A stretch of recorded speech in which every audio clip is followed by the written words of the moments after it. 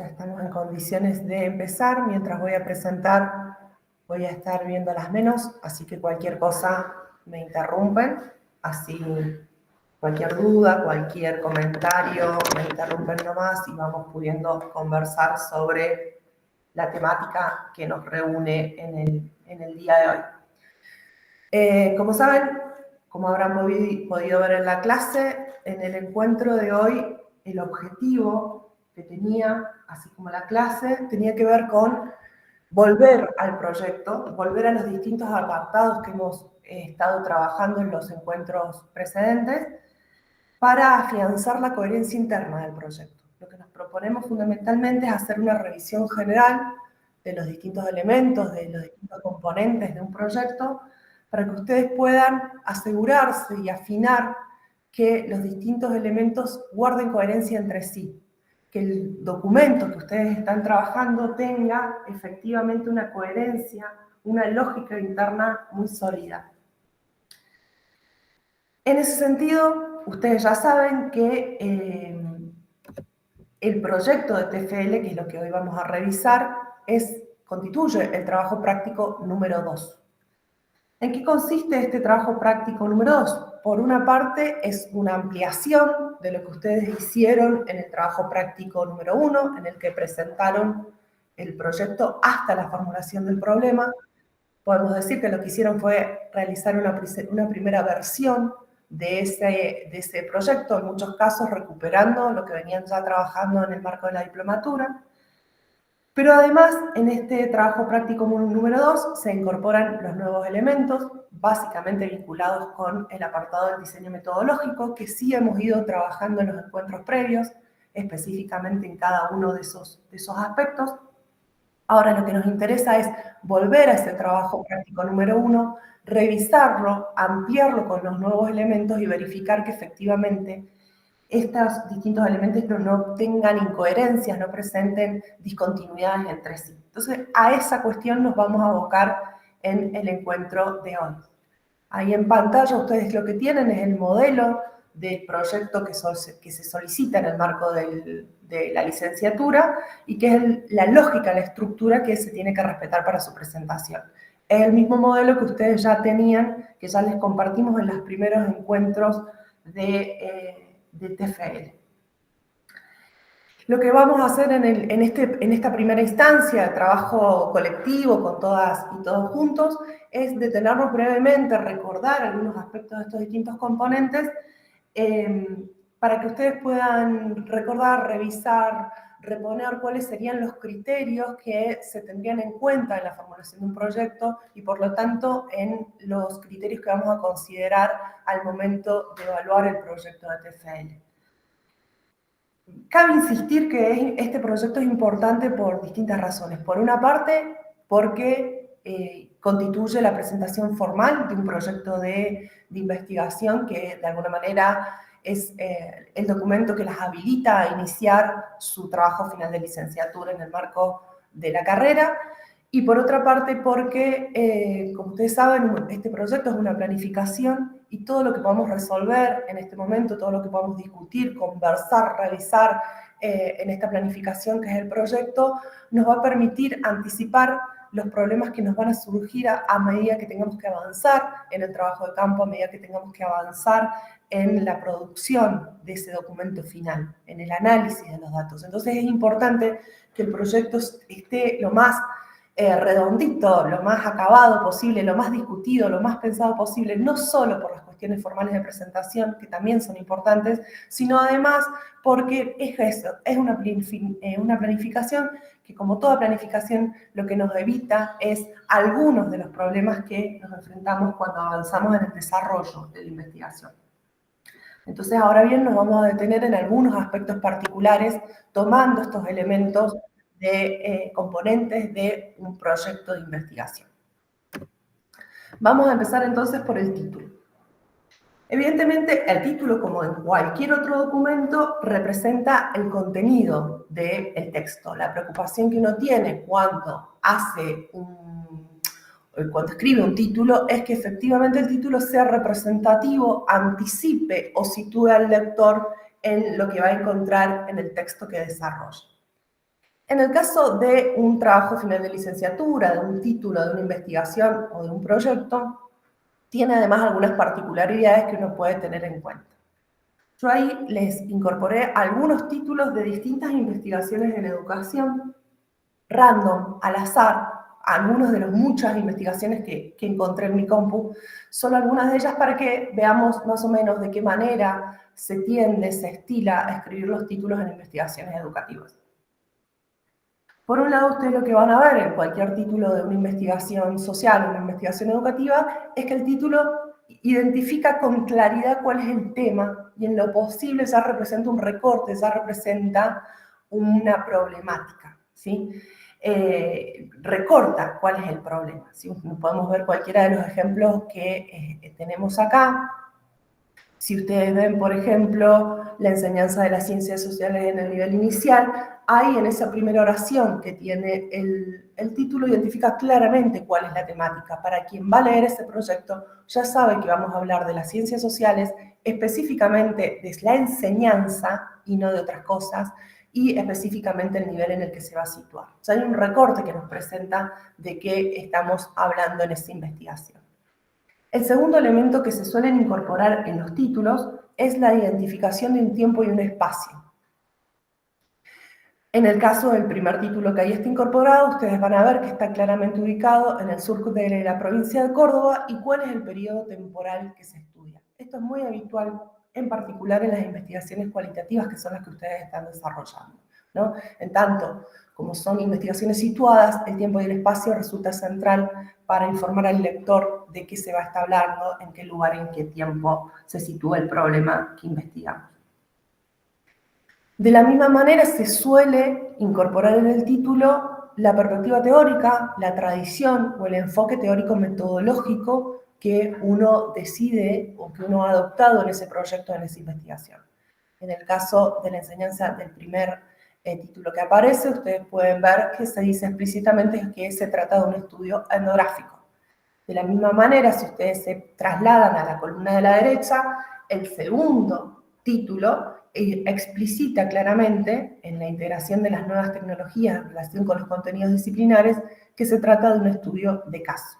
¿Sí? Si ustedes van viendo los distintos títulos, los van leyendo, van a darse cuenta que hay en las distintas titulaciones una forma de identificar algunos de estos aspectos. Si ustedes le prestan más atención, se van a dar cuenta que no están todos los elementos que yo mencioné, que son el problema, el tiempo y el espacio y la perspectiva teórico-metodológica. Entonces, no es que sea necesario que estén todos los elementos, estos que yo indico, pero sí al menos algunos de ellos. El que es ineludible es identificar claramente cuál es el problema, cuál es la temática específica que se aborda en la investigación y es recomendable y se suele utilizar incorporar o bien el tiempo y el espacio del estudio que se realiza o bien la perspectiva o la tradición teórica que ustedes están inscribiendo en su investigación. Al menos algunos de esos aspectos. Pasamos entonces a la introducción.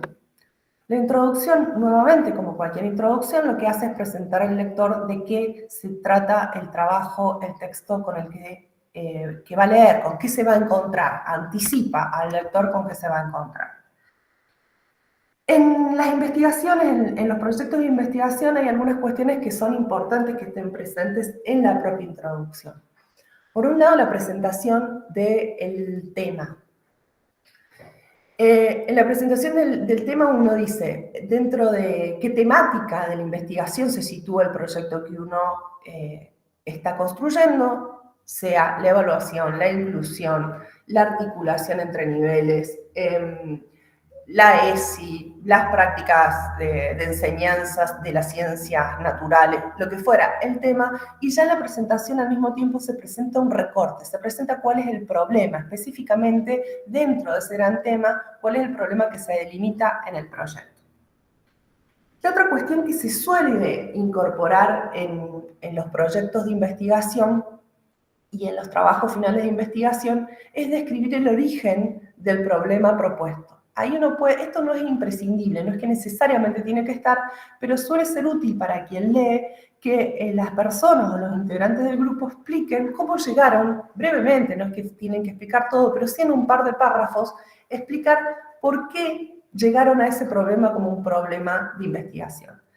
En el caso de ustedes, en la mayoría de los casos, el origen de la pregunta tiene que ver con la preocupación por las prácticas que se producen en la escuela, ¿no? Entonces uno puede explicar que la preocupación por la evaluación, o por la inclusión, o por las distintas temáticas, tiene que ver con las cuestiones que uno está encontrando, con la preocupación que uno está encontrando, que ustedes están encontrando en sus ámbitos cotidianos de desempeño laboral, y ¿qué les preocupa de eso? ¿Por qué les preocupa? ¿Y cómo creen que eso debería pensarse de otras maneras? Toda esa carga suele ser útil para entender por qué a alguien le interesa una problemática determinada. En otros casos, el origen puede estar situado en otro lado. En muchos casos, en otros tipos de investigaciones, el origen de la investigación se produce a partir de una discusión teórica, de una problemática teórica, de algo que a uno le queda haciendo ruido, que le queda resonando, de una discusión teórica que en el caso de usted quizás pueda estar permeando de la propia formación que han atravesado en la diplomatura y que eso haya abierto algunas preguntas de investigación. El otro aspecto que aparece en la introducción es la fundamentación. La fundamentación justamente lo que hace es justificar por qué tiene sentido investigar esa temática en el marco de la licenciatura en gestión. No es que tenga que estar directa, ni de aplicación inmediata, ni porque nos vaya, sobre todo, pero no porque nos vaya a resolver un problema de la práctica de la gestión, pero sí de qué manera se vincula, por qué esa problemática es importante para la gestión. En estos apartados que yo separé analíticamente, pero en el desarrollo del texto probablemente estén superpuestos, lo más importante es que ustedes puedan justificar por qué es importante, puedan recortar cuál es el tema, y en este apartado es donde ustedes pueden poner toda la carga valorativa de por qué es relevante, qué pasa en las escuelas, por qué consideran que es algo que se debería modificar, o en qué sentido, o en qué direccionalidades esa práctica, esa transformación, esa acción, esa actividad, ese aspecto de la realidad debería ser transformado. Aquí, en la fundamentación, en la presentación del problema, es donde tiene cabida toda la discusión sobre el posicionamiento y sobre lo que consideramos que deberían ser las prácticas respecto a un determinado ámbito de intervención. El otro apartado que ustedes vieron que mencionamos en el proyecto es el de los antecedentes y los referentes conceptuales, ¿no? Es el contexto conceptual que nos orienta, que nos delimita desde qué ideas, desde qué nociones, desde qué discusiones, desde qué campos disciplinares vamos a pensar nuestro objeto. Nos sitúa en un campo de discusión particular. Para quien lee, quienes evalúan el proyecto y posteriormente quienes evalúan el trabajo final de licenciatura, les permite justamente ubicar a las personas que hicieron ese proyecto en un campo específico de discusión. Estos antecedentes y referentes conceptuales van a ser adecuados si su incorporación es clara, los motivos de su incorporación es clara. Es decir, si los antecedentes y los referentes conceptuales que se incorporaron son efectivamente pertinentes respecto a la problemática que se investiga. Acá hay una cuestión importante. En general, un proceso de investigación implica una amplia cantidad de lecturas que uno termina descartando. No se incorpora todo lo que se lee, porque en general es muy difícil que en una primera lectura, en una segunda lectura, encontremos justo los textos más adecuados para nuestro objeto. Lo que es importante acá, no ponemos todo lo que leímos, sino solo aquellos textos que resultan pertinentes. Para quien lee, es evidente que una persona que encontró los textos y las conceptualizaciones más adecuadas, lo pudo hacer porque hizo otro conjunto amplísimo de lecturas y de revisiones de materiales que dejó descartado.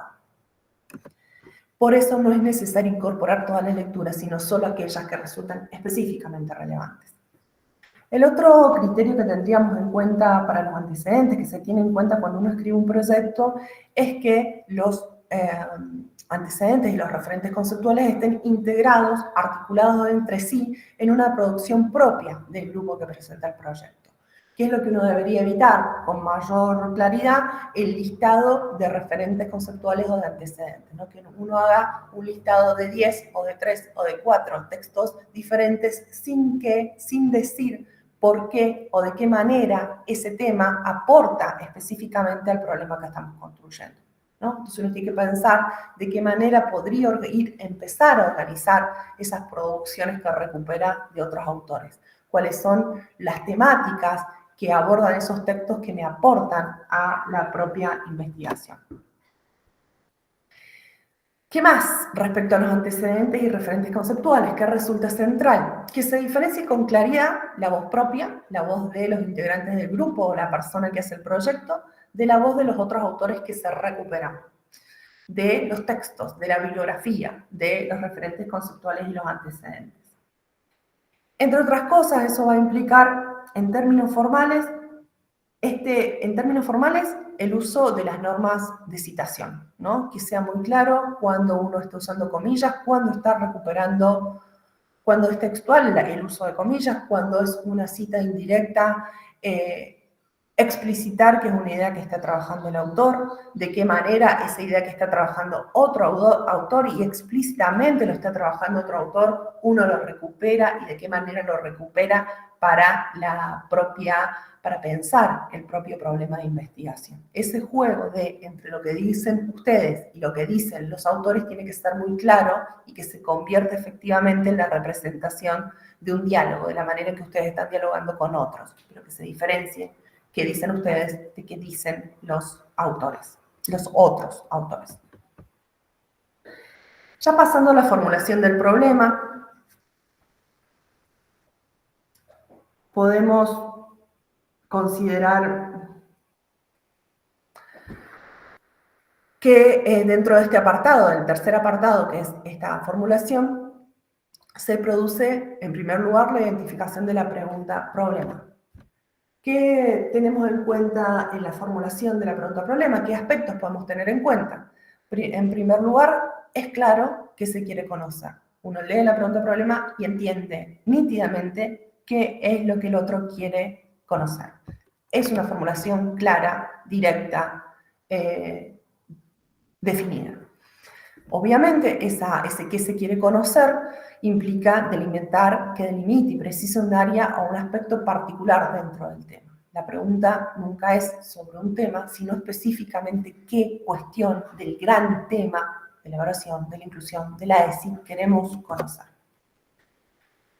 Y el último punto, el punto central, que me parece que en general en los proyectos que han presentado en la primera versión estaba bastante resuelto, al menos en la mayoría de los casos, que es la diferenciación clara de la pregunta-problema con el propósito, ¿no? La pregunta-problema delimita una pregunta de conocimiento y no se confunde, no se solapa con el para qué se quiere producir conocimiento respecto a esa problemática. En la identificación de la pregunta-problema, como en el resto del proyecto de aquí en adelante, excluimos en la medida de lo posible la carga de la valoración, ¿sí? Por eso les decía que la mayor parte de la valoración está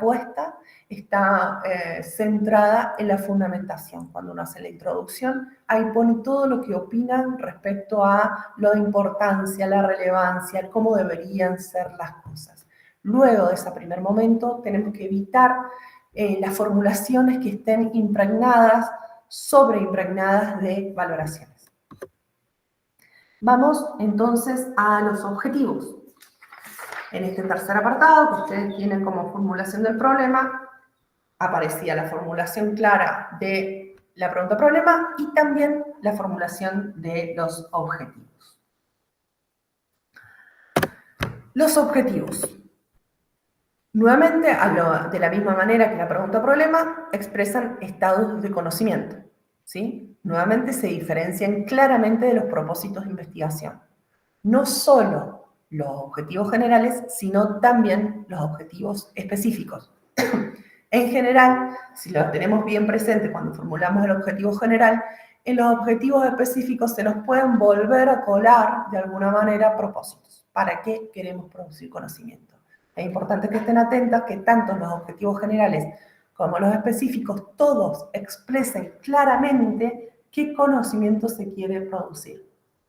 ¿Cuál es? Vuelvan a leer sus objetivos y piensen, ¿qué conocimiento se pretende producir a partir de ese objetivo? Si no lo puedo formular en términos de cuál es el conocimiento que se pretende producir, quizás necesite revisarlo.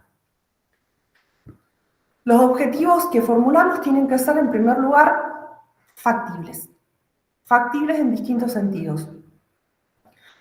Por un lado, porque resultan atendibles en el marco de un TFL. El objetivo que me propongo puede estar bien formulado, puede ser adecuado en términos formales, pero puede ser imposible de cumplir en el marco de un trabajo final de licenciatura.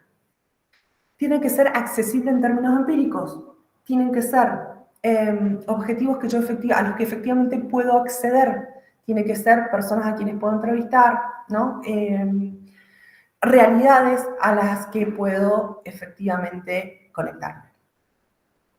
Y adecuados en función de la formación previa de quienes emprenden la investigación. Esto se vincula obviamente con la primera parte de este ítem, que tiene que ver que sean atendibles en el marco de un TFL. Uno se tiene que proponer objetivos que sean razonables respecto a la formación previa que tenemos al iniciar esta formación. No cuestiones que me requerirían formaciones específicas, metodológicas y teóricas de mayor envergadura. Los objetivos tienen que ser, esto lo hemos conversado, nunca viene de mal recordarlo. Esta cuestión en general, este último punto, siempre hay sutilezas, ¿no? En términos generales pueden estar bien formulados, pero si uno los mira con más detenimiento puede ser que se nos esté pasando, por ejemplo, que el objetivo, uno de los objetivos específicos y el objetivo general sean redundantes. Hemos hecho una formulación que es distinta, pero en la esencia estamos respondiendo a lo mismo, nos estamos proponiendo lo mismo. Y por lo tanto ese objetivo específico no nos aporta nada en términos de qué vamos a hacer, en términos de planificación de nuestra investigación. En ese sentido es importante volver a los objetivos.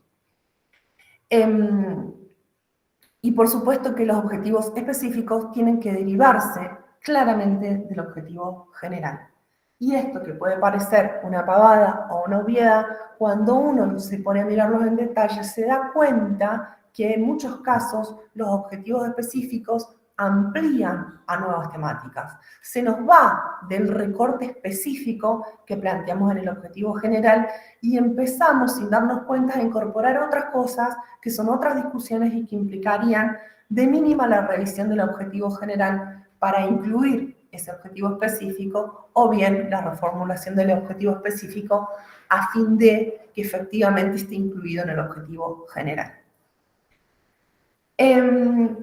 Esto que siempre se puede revisar, incluso cuando están formalmente bien, es recomendable volver a los objetivos y ver si podemos pensar objetivos que nos resultan más adecuados, más orientadores, más potentes para el desarrollo posterior de la investigación. Uno puede pensar al respecto que los objetivos específicos de alguna manera son las dimensiones que se desagregan del objetivo general. Sería la pregunta, ¿qué dimensiones, de qué manera yo podría desagregar un objetivo general para mirar en su interior, para desarmarlo, para desarmarlo en distintas partes que me permiten profundizar? Los objetivos específicos de alguna manera lo que indican son cuáles son los conocimientos que me van a permitir profundizar en el objetivo general.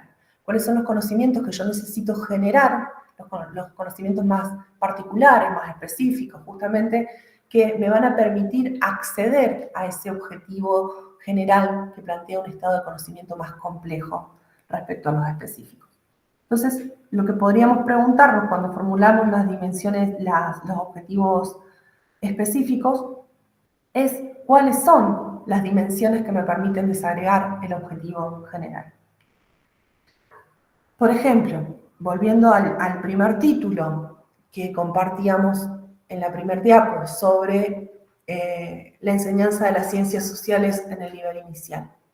Yo puedo preguntarme, si me voy a preguntar por la enseñanza de las ciencias sociales, o de cualquier objeto en este caso, yo puedo desagregar esa pregunta al preguntarme por la enseñanza, puedo pensar, por ejemplo, ¿cuáles son los contenidos que se seleccionan en esa propuesta de enseñanza? ¿Cómo se organizan esos contenidos? ¿Cómo se secuencian esos contenidos? ¿Cómo se produce la actividad? ¿De qué manera se propician determinadas interacciones? ¿Qué lugar ocupa el docente en la interacción con los niños y las niñas, los adolescentes o los adultos? ¿Qué intencionalidades y objetivos se proponen en esa actividad? Entonces uno, aunque sea con algunas discusiones como elementales del propio campo de estudio que uno está, en el que uno está indagando, en el que uno se está situando, nos permiten pensar cuáles son esas dimensiones que me permiten desagregar el objetivo. Si yo pensara en estudiar, no sé, los actos patrios que se producen en una determinada institución, podría preguntarme quiénes organizan esos actos, de qué manera se elige quiénes son las personas que están a cargo, cuáles son los contenidos que se deciden incorporar en ese acto patrio, de qué manera se piensa la dinámica de desarrollo de ese acto, cuáles son los recursos que se incorporan. Estos elementos, aunque parezcan como elementales, ¿no? Son aquellos elementos que nos van a permitir ir pensando concretamente cómo accedo yo a ese objetivo general, que puede ser la enseñanza de las ciencias sociales, el desarrollo de los actos patrios o cualquier objeto que yo me proponga. Eso uno lo puede pensar en términos, si se quiere, más empíricos, más concretos, que es concretamente lo que podría ir a conocer respecto a un determinado fenómeno, y en general están además atravesados por las discusiones teóricas, por las conceptualizaciones. Son las conceptualizaciones las que a mí me permiten ir discerniendo cuáles son los aspectos que conforman ese fenómeno, esa práctica particular que a mí me interesa estudiar. Entonces los invito a revisar los objetivos que ustedes ya formularon, que los vienen trabajando con sus tutoras, y preguntarse si efectivamente esos objetivos específicos identifican con claridad cuáles son esos conocimientos particulares que me van a permitir aportar al conocimiento que me propongo generar en el objetivo general. La otra cuestión de los objetivos, y ya para el último aspecto que vamos a conversar, tiene que ver con mirar que los términos centrales que se utilizan en los objetivos, las palabras, las conceptualizaciones centrales que usamos en la formulación de los objetivos, se encuentran definidos en el apartado de los referentes conceptuales. ¿Sí?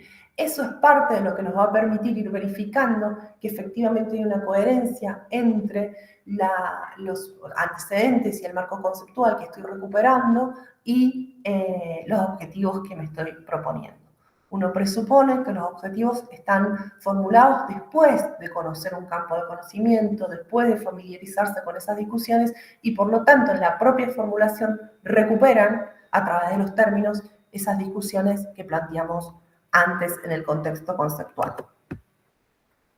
Pasamos al cuarto aspecto, al cuarto apartado, que es el del diseño metodológico. Vamos a ir entonces al referente empírico. Cuando uno construye el referente empírico, tiene en cuenta, en primer lugar, que está definido claramente el recorte temporal-espacial, en particular en investigaciones cualitativas. ¿Cuál es el tiempo al que estamos pensando? Sobre eso lo hemos trabajado en una de las clases. Uno puede tomar diversas decisiones respecto a qué tiempo considera. Lo mismo con el espacio. No, el espacio no es necesariamente la institución, el espacio puede ser el aula, el espacio puede ser el patio, el espacio puede ser la institución, o el espacio puede ser el barrio, o el espacio puede ser una localidad. Esa es una definición que se va a vincular con las definiciones teóricas que ustedes adoptaron y los objetivos, por supuesto. En el referente empírico es importante que uno vaya clarificando cuáles son los sujetos, los espacios, las actividades, las documentaciones y otras fuentes que va a considerar como referente empírico, dentro del referente empírico. Obviamente esto se puede modificar en el transcurso de la investigación, pero es central que ustedes se detengan a pensar, porque tiene que ver con la factibilidad de ese proyecto, detenernos a pensar si efectivamente los sujetos, los espacios, las actividades, la documentación se encuentran disponibles, nos permite ir anticipando dificultades en relación con eso. Lo que mencionaba anticipa la factibilidad del acceso. Respecto al otro aspecto que se incorpora en el diseño metodológico, tiene que ver con las estrategias metodológicas.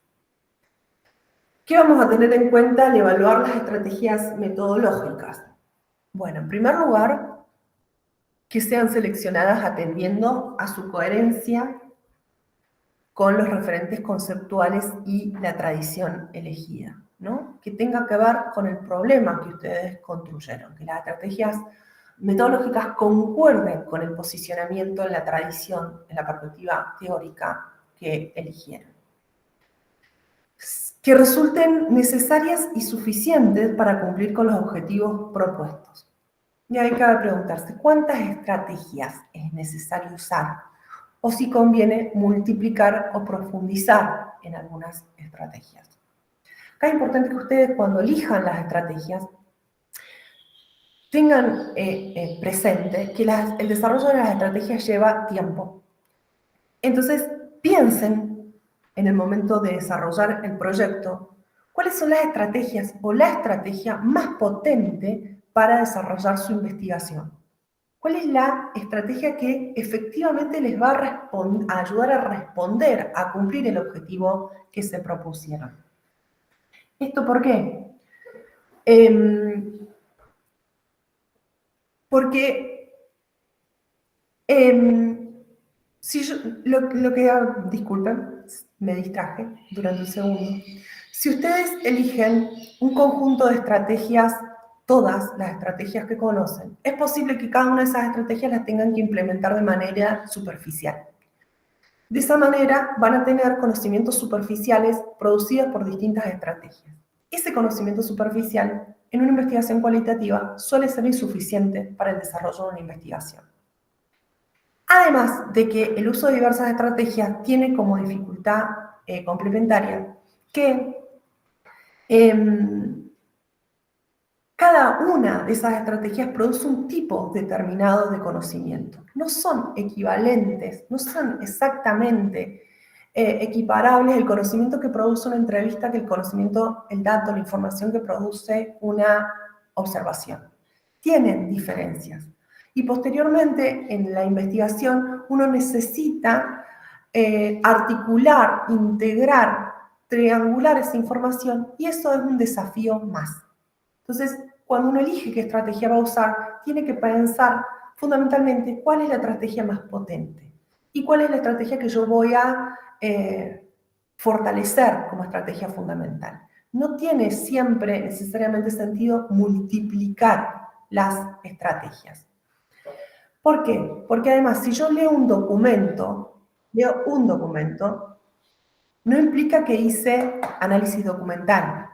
Puedo leer un documento, uso una estrategia de análisis documental, pero la estrategia que predomina es, por ejemplo, la entrevista, ¿sí? Entonces no tiene sentido decir que voy a hacer análisis documental si voy a leer un documento. Basta con decir, por ejemplo, que voy a fortalecer fundamentalmente la entrevista o la observación o el análisis documental y de manera complementaria voy a utilizar otras estrategias. Entonces piensen, cuando piensen las estrategias, cuáles son necesarias y por otra parte, cuáles son suficientes. ¿Qué herramientas, qué estrategias no puedo eludir en función del problema de investigación que yo tengo? Por ejemplo, si yo hago una investigación sobre concepciones de un determinado autor, sea docente, estudiante, familias, etc., difícilmente pueda omitir la entrevista. Pues si quiero conocer las concepciones, no puedo omitir la entrevista. Ninguna otra estrategia va a ser suficiente para el objeto de mi interés. La última pregunta que podemos considerar y que tiene que ver nuevamente con la factibilidad se refiere a que puede ser efectivamente desarrollada. Piensen seriamente entre ustedes, conversen cuáles son las condiciones de posibilidad que tienen para desarrollar una u otra estrategia y también en función de eso elegir. Vamos a un ejemplo breve, respecto a la selección de las estrategias.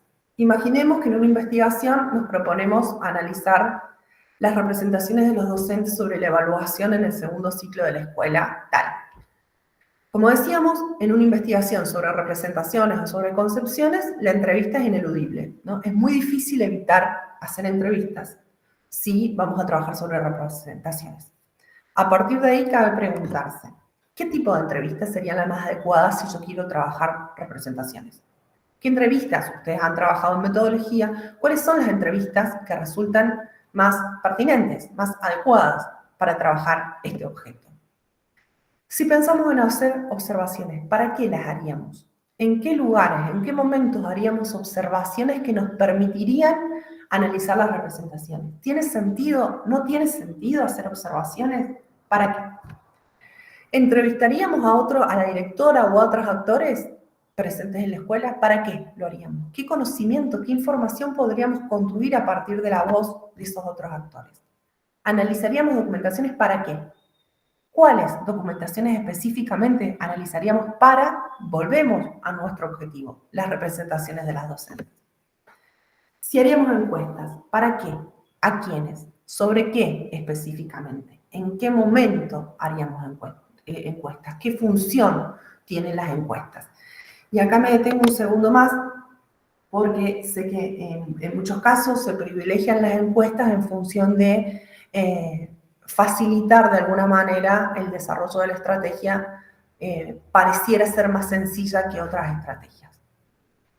Por supuesto que no voy a decir que no se tengan que hacer encuestas, eso va a depender de cada uno de los proyectos, del momento en que se inscribe la encuesta, pero piénsenlo seriamente en qué momento, a quiénes, sobre qué específicamente, y las limitaciones que también tiene la encuesta para algunas investigaciones, para algunos tipos de investigación, como por ejemplo las representaciones de los docentes que estamos tomando como ejemplo.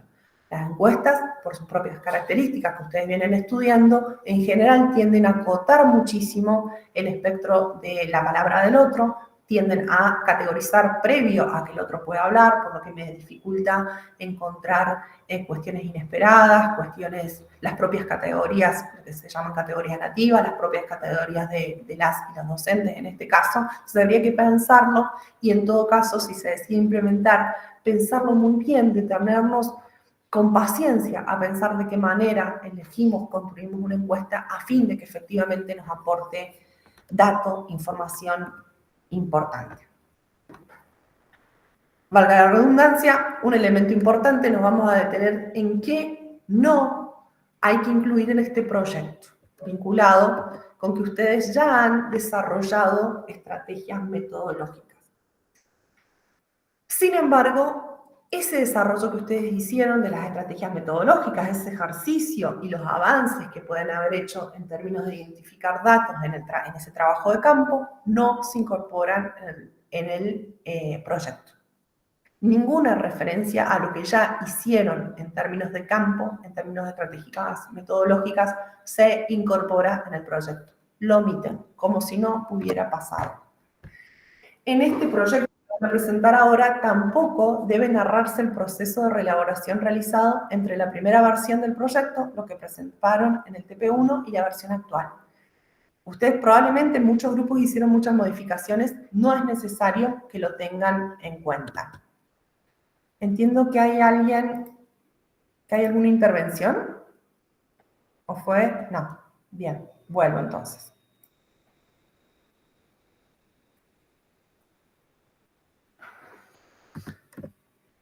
Entonces, estos dos aspectos no los incluyan en el proyecto. No tienen que narrar lo que transformaron entre la primera versión y la segunda, lo presentan de cero como si fuera una nueva versión y no estuvieran dando cuenta de esas transformaciones y no incluyan ninguna referencia a los avances que realizaron en términos de las entrevistas u observaciones que hicieron.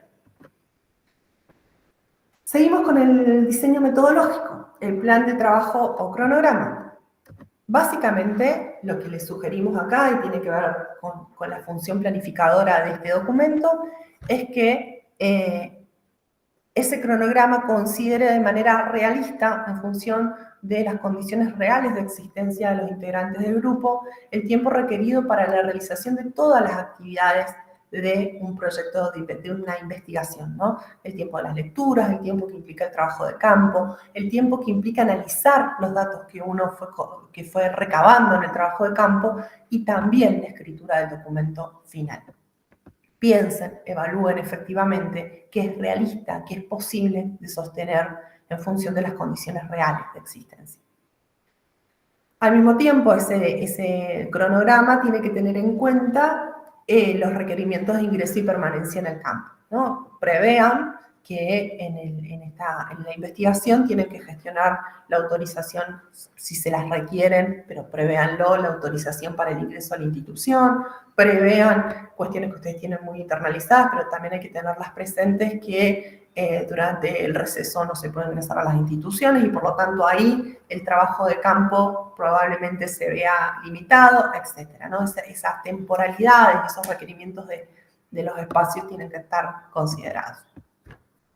Y finalmente, el cronograma tiene en cuenta los tiempos formales de presentación del TFL, del trabajo final de licenciatura, que son, en el caso de ustedes, 2 años a partir del cierre de la próxima unidad curricular, que es el taller de trabajo final.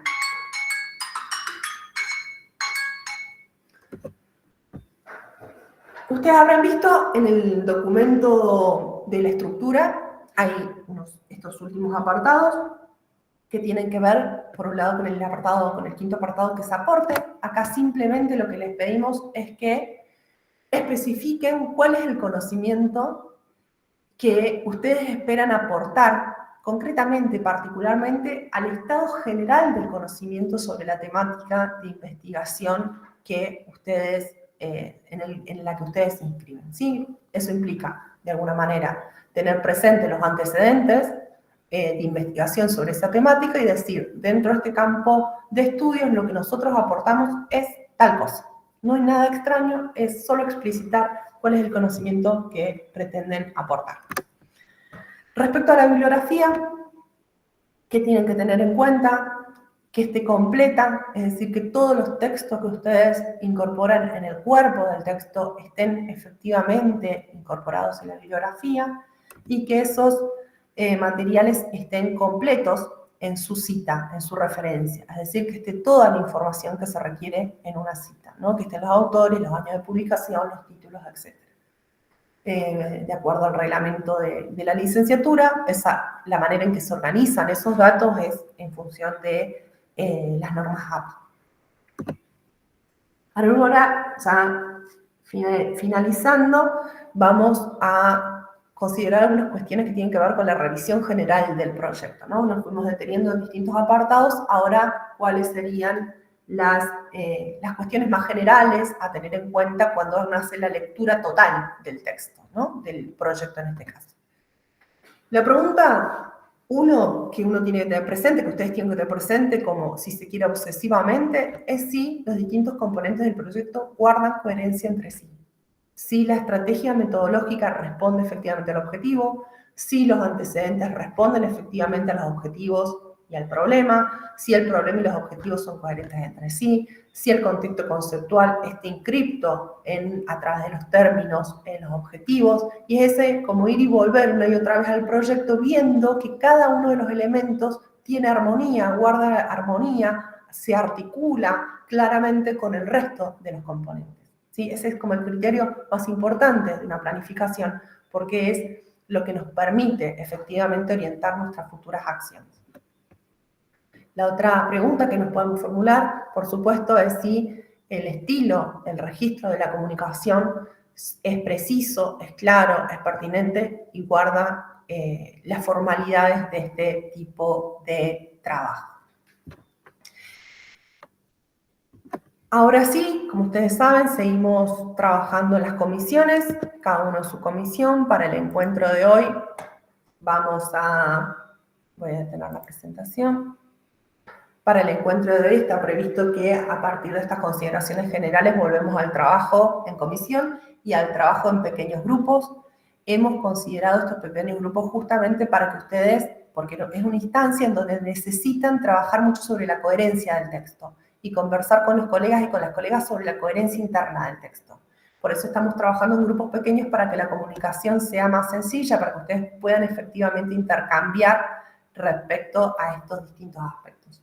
Ya saben que van a trabajar en estos pequeños grupos y que la tutora va a ir ingresando para trabajar con cada uno durante un tiempo. Sí, Lorena. Profe, buenos días. Una consulta con respecto al cronograma. Si yo implemento mi trabajo de investigación, lo arranco en febrero, ¿lo puedo terminar en julio, antes de las vacaciones? ¿O sí tiene que ser de febrero o marzo a noviembre, todo el año? Está silenciada, Guada. Ahí me di cuenta. El proyecto de investigación puede abarcar, podríamos decir, a partir de ahora, digamos de diciembre, 2 años y medio.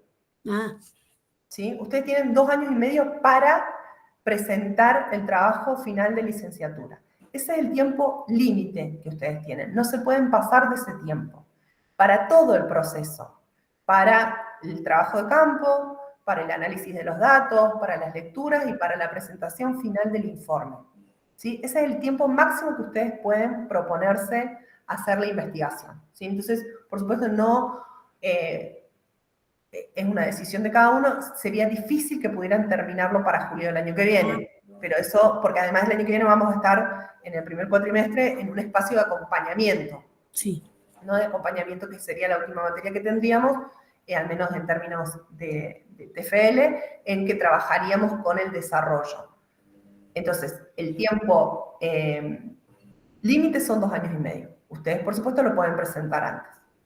¿Sí? Bueno, profe, muchas gracias. Es lo que deberían considerar en el cronograma. Bárbaro, muchas gracias. ¿Hay alguna pregunta, alguna cuestión? Ustedes van a ver en el encuentro de hoy, por supuesto, focalizamos en algunos aspectos en particular. Vamos a volver a los objetivos, porque los objetivos tienen una relevancia central en la orientación del trabajo, en la elaboración del referente empírico, las estrategias metodológicas y el plan de trabajo, justamente porque son los aspectos que no fueron evaluados en el primer trabajo práctico. De todas maneras, ustedes con las colegas pueden conversar sobre todos los aspectos que tengan dudas o que quieran compartir con ellos. ¿Alguna pregunta, alguna otra cuestión? Bien, solo recordarles que la presentación de hoy estaba armada con las preguntas, con las pautas en realidad, que están incluidas en las orientaciones para la autoevaluación del proyecto. Ese documento ustedes lo tienen disponible en el aula, en la séptima clase, tanto para trabajar hoy, para orientarse en los criterios de hoy, como para el momento en que vayan a presentar el proyecto, el trabajo práctico número 2 en los próximos días, para hacer una revisión final. Sí, Noelia. Sí, perdón. Con respecto a lo que consultaba la compañera del cronograma, si nosotros, por ejemplo, tomamos un año y medio, ¿qué sucede con esos periodos como, por ejemplo, enero, en los que no podemos tener acceso ni a entrevistas ni a observaciones? ¿Cómo figuran en el cronograma? ¿Se puede tomar como un momento de descanso? ¿Se elimina? ¿Se hace alguna marcación particular? Pónganlo efectivamente lo que ustedes van a hacer. Si, por ejemplo, en enero deciden no trabajar, esa es una decisión de ustedes. Ustedes pueden decidir en enero hacer lecturas. Bien. O pueden decidir analizar datos, los datos que hayan construido hasta ese momento, o pueden decidir no hacer nada. Esa es una decisión de ustedes, de cada grupo, ¿no? Si deciden no hacer nada, porque deciden tomarse una quincena, el mes o lo que fuera, no marcan nada en ese mes. Bien. Yo les recomiendo que marquen lo que efectivamente van a hacer, porque la función de este texto es que las oriente efectivamente en su proceso. O sea que no hay problema si esos meses, por ejemplo, el mes de enero no se marca nada. No, es una decisión. Cronograma. Eso lo evalúa cada grupo. Perfecto. Lo evalúa cada grupo. Pero aunque no se pueda hacer trabajo de campo, se pueden hacer otras cosas, no solo tener esa consideración. Se puede hacer, por ejemplo, lecturas, que son fundamentales. Bien, bien. Lo evalúa cada uno.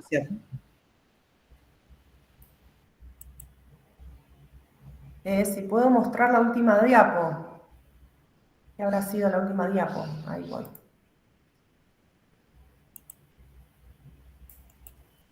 La última diapo son las dos últimas preguntas del documento Orientaciones para la autoevaluación. Van a encontrar esas preguntas ahí.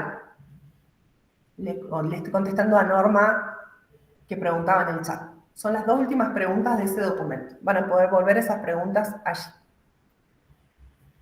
Si no hay ninguna otra consulta, pasamos al trabajo en comisión. A ver, Fátima, perdón.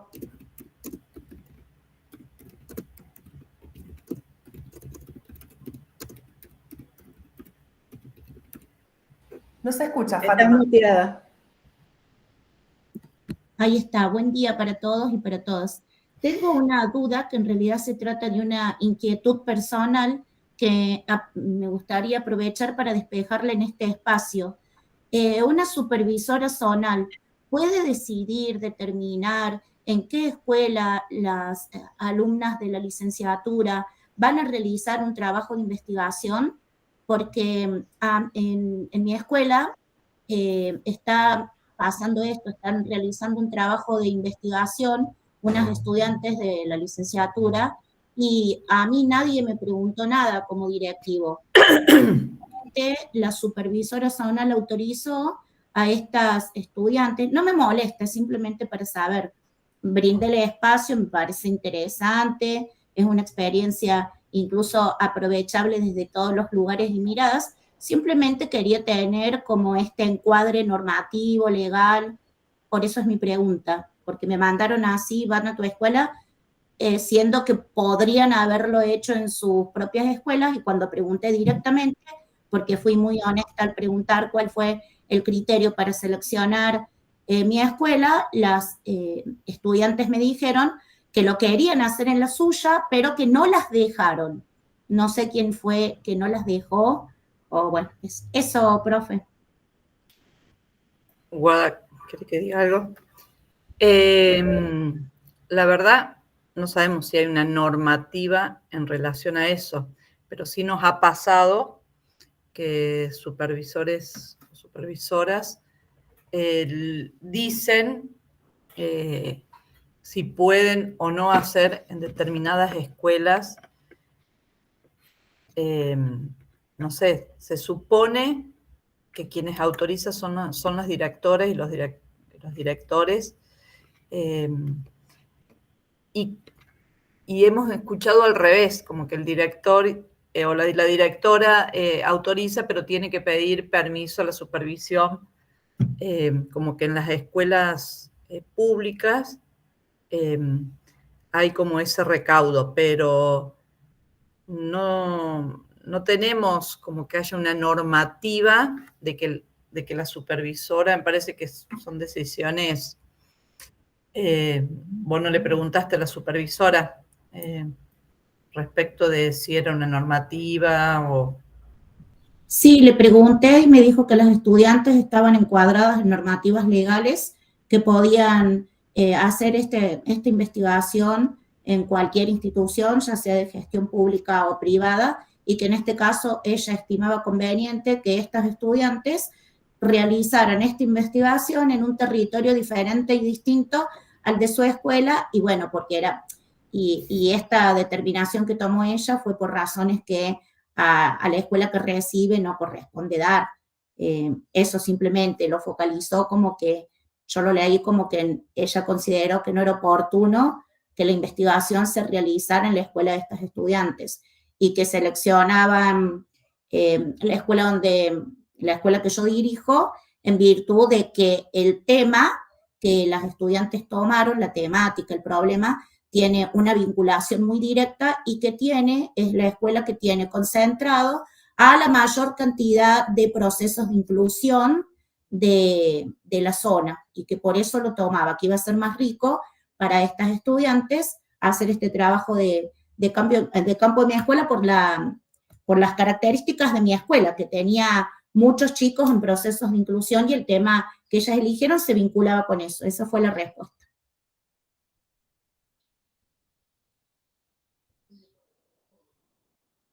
Miriam.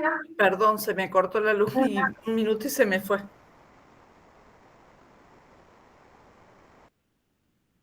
Miriam había levantado la mano. Miriam Mónica, Adriana. Mónica me parece.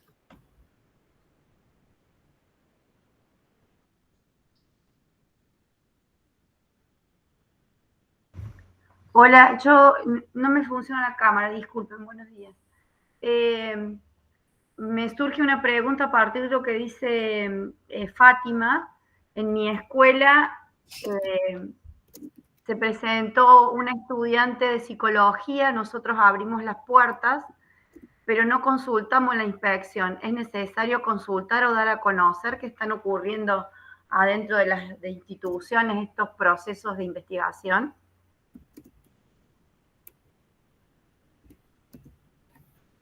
Perdón, ¿cómo? Que nosotros en la escuela tenemos una estudiante de psicología que está haciendo una tesis de doctorado, pero yo la verdad que le abrí las puertas a la escuela, pero no le informé a la inspectora, no le pedí autorización a la inspectora, consideré que es valioso la investigación que está haciendo. Nosotros, yo soy directora de una escuela y cuando han venido nunca informamos supervisión, por eso me llama la atención lo otro, pero digo, me parece que depende de la zona, de los supervisores, si es de pública, si es de privada, porque en general autoriza la escuela, o la directora, o el representante legal, o la misma